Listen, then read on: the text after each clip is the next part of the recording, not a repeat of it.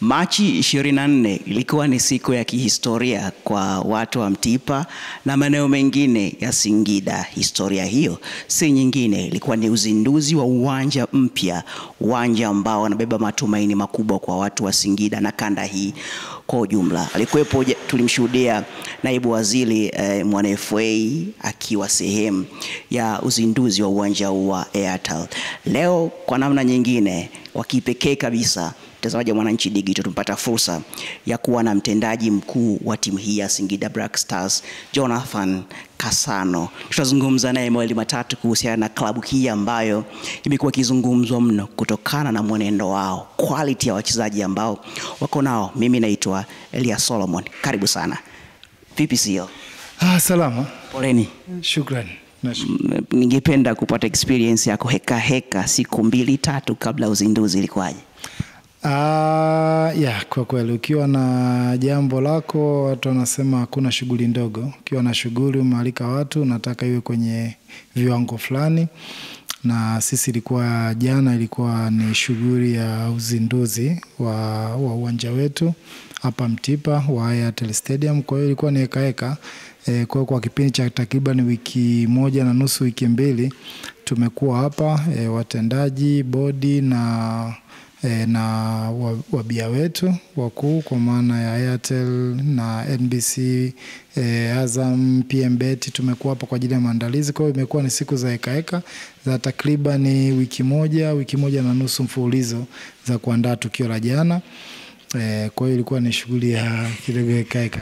Tukibaki hapo kwa Soa, anafanya vizuri, na hiki ni kipindi ambacho tayari chokochoko za usajili zimeanza kuibuka. Yameanza kuzungumzwa mengi kuhusiana na mshambuliaji huyu. Wapo ambao wanamhusisha na Young Africans wakisema kwamba pengine msimu ujao anaweza kuichezea Yanga. Hii mnavyosikia taarifa za namna hii kama management, mnaitafsiri kwa namna ipi? Na mna mkakati gani kukip wachezaji wazuri ambao wamekuwa wanafanya vizuri kwenye ligi, kwenye Costian?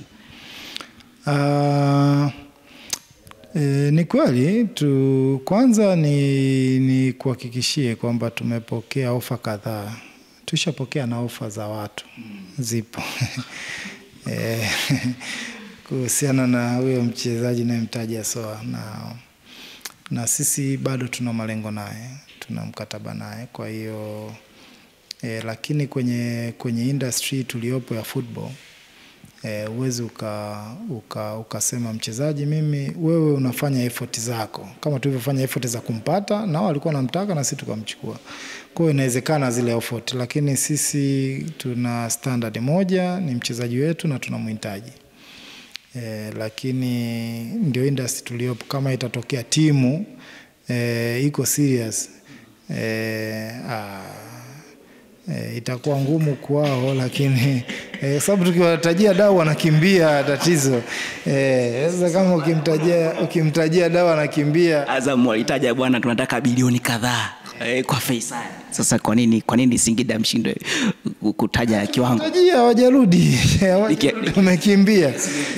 Kuna mmoja tumemwambia tumempa account aweke 5 bilioni hajaweka, kwa hiyo tunashumu amekimbia. Akiweka aje meza tutazungumza.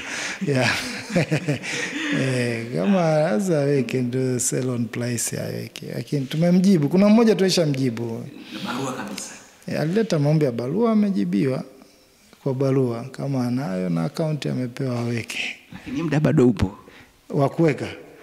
Sisi jibu kwanza, mbona alileta maombi mapema? Yeye alileta mapema akajibiwa, kwa hiyo arudi. Hapana, yupo, ni mchezaji wetu, yupo, tunamhitaji. Kwa hiyo ni more than hiyo price pia. Tutaangalia na future mchezaji na kadhalika na vigezo vingine, lakini tunamhitaji. Mwaka ndo nataka kwenda CAF. Kwa hiyo those are the quality ambazo unazihitaji kushiriki mashindano ya CAF. Kwa hiyo na sisi tungependa tubaki nazo quality hizo.